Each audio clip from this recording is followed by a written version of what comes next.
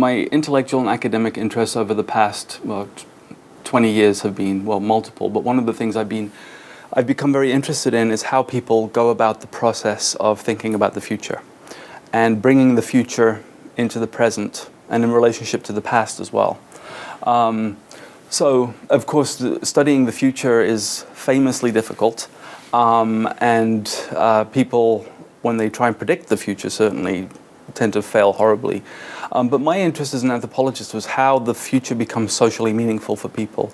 In other words, how our narratives about the future possibilities, even our certainties about the future, come to shape how we act in the present. So I think as a society, as a modern society, we tend to think about the future as empty time, even empty space, in the way that we often align time and space in that way. But my contention, and this isn't just my contention, many people have argued this, that the future is already occupied. It's already full of stories. It's already been, if not set, certainly primed for our action. And we can make the argument, in fact, that many, even most human practices are organized around the future. Even just something as mundane as brushing your teeth is a future-oriented practice insofar as A, you want your teeth to look good, and B, you don't want to get any cavities and have to, at some future point, go and get a drill stuck in your head. So a good deal of what we do is future-oriented, but it is simultaneously, because of our experience of the linear nature of time, it simultaneously feels empty, right? So I was interested in how it is that people I was interested in trying to figure out how to do a project where I could approach the future as an arena of human meaning making, which is really what anthropologists are interested in, human meaning making.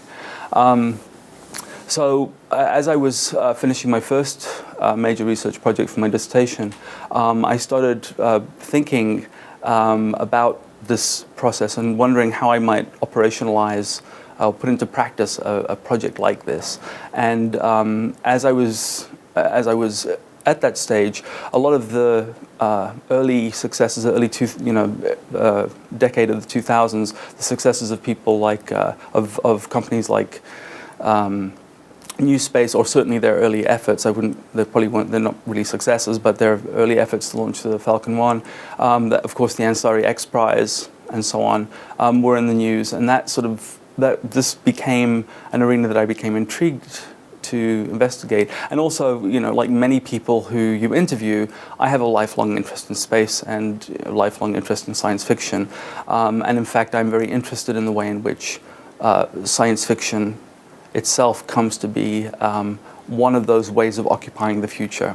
So the combination of those factors, my own personal interest in space, as well as my intellectual interests in what we would call futurity, this engagement with the future, came together.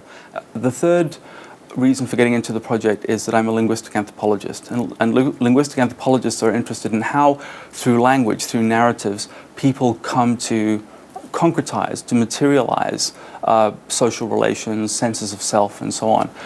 In other words, my kind of strapline for my work is the stories that people tell are as important as the rockets that they build.